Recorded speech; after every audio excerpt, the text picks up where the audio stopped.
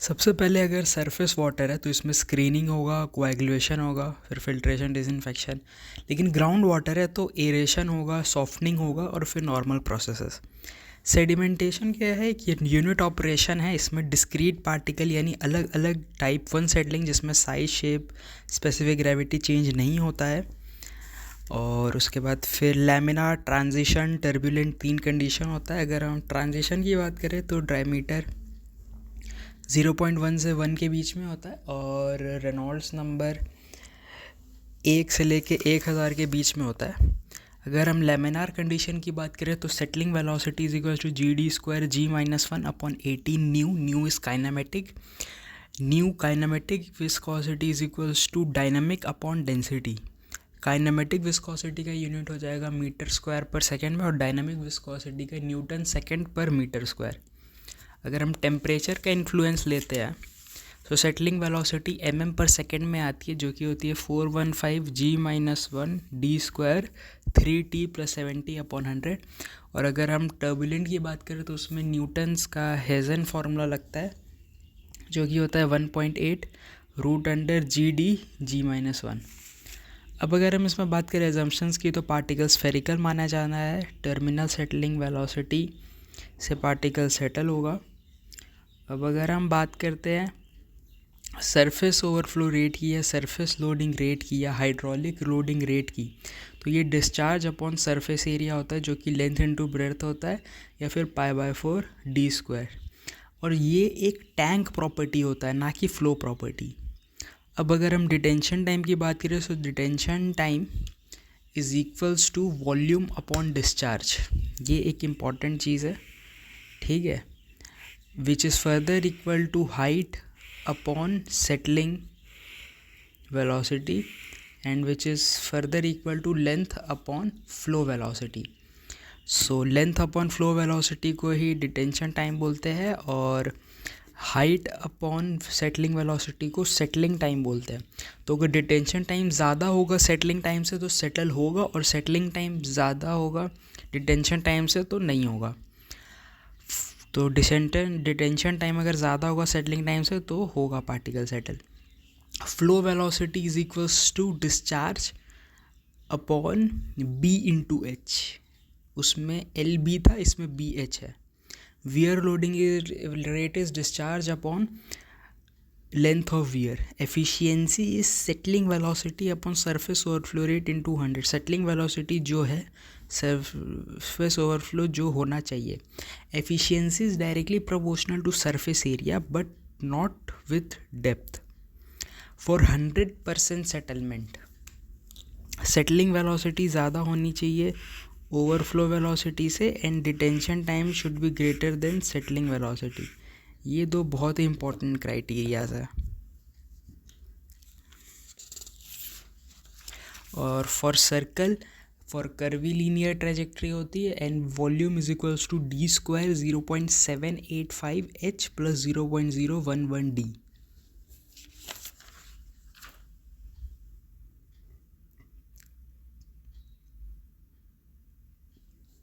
अब अगर हम कोआगुलेशन की बात करें तो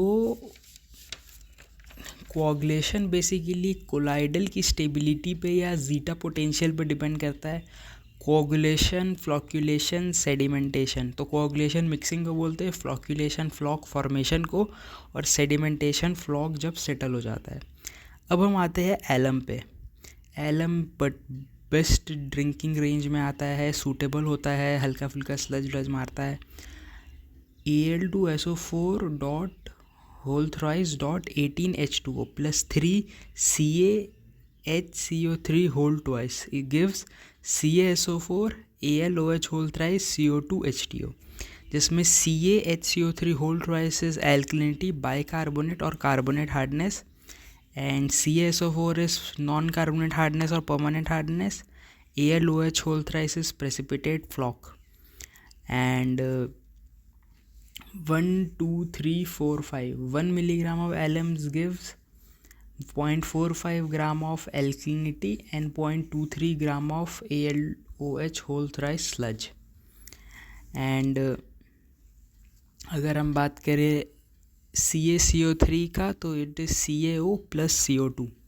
तो ये एक इम्पॉर्टेंट रिएक्शन है।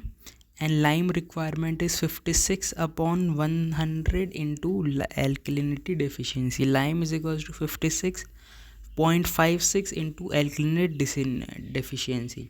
अगर हम टोटल डोज की बात करें तो डिस्चार्ज को डोज से मल्टीप्लाई कर देंगे, और बेसिकली टाइप 2 सेटलिंग होती है फ्लॉक्यूलेशन में, मास साइज सब चेंज होता है। कॉपरस की बात करें तो रेंज में आता नहीं है, कलर वाला वगैरह का भी सीन बनता है कॉपरस में। तो 1 mole of copperas reacts with 1 mole of lime. अगर लाइम पहले डाला है, कॉपरस पहले डाला है, तो 1 mole of copperas reacts with 2 mole of lime. Chlorinated copperas की बात करें तो FeSO4 होल थ्राइस FeCl। तो इसमें वही है, pH का दिक्कत है, लो के लिए अच्छा होता है, लेकिन pH का सोडियम एल्यूमिनेट में ना pH पे डिपेंड करता है ना हार्डनेस इससे फॉर्म होता है, लेकिन महंगा भी होता है। एल्यूमिनियम सॉल्ट अगर हम यूज़ करते हैं तो प्रेसिपिटेट भी बनाता है, फ्लॉक्स भी सेटल कराता है, और थोड़ा थोड़ा स्किल भी चाहिए, और परफेक्ट ड्रिंकिंग रेंज में ये रखता है हमें।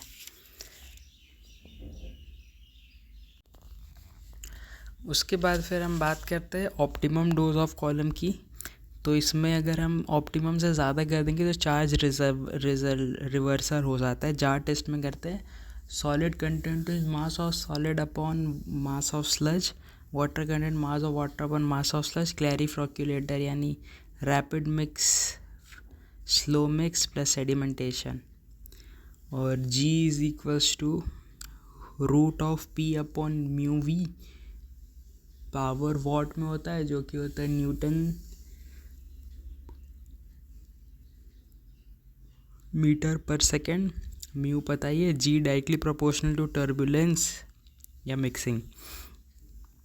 P की बात करें तो half CD rho W, AP projected area, VR whole cube.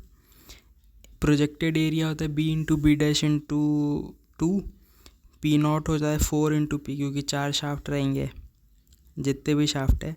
VP is equals to omega R and omega is equals to 2πn upon 60 radian per second.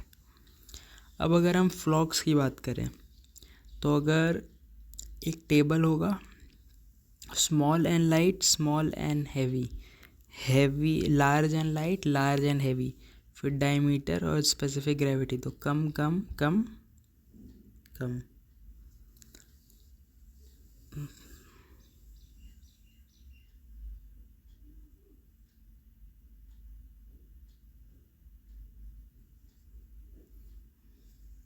उसके बाद फिर हमें एक क्राइटेरिया बनता है जब हम बहू का और सास का, बहू यानी G बहुत ज़्यादा और टाइम कम, तो स्मॉल और डेंस बनता है। सास मतलब G कम और टाइम बहुत ज़्यादा, तो लार्ज एंड लाइट बनता है। बट हमें लार्ज और डेंस चाहिए, तो हम क्या करते, पहले G सबसे ज़्यादा करते, फिर G कम करते, फिर G और कम कर देते, पहले टाइम कम रखते फिर टाइम बढ़ा देते हैं। अब अगर हम बात करें एक टेबल की, तो अगर turbidity, alkalinity, dose mechanism, so turbidity alkalinity, high turbidity, तो टर्बिडिटी उसके नीचे high low, alkalinity low high low, dose small large moderate नहीं हो सकता, मैकेनिज्म एड्जॉर्प्शन चार्ज स्वीप, या 2 ज़्यादा 2 मोर। तो ये कैलकुलेशन का बेसिक बातें थी, बाकी अब सवाल वगैरह का सीन बनेगा।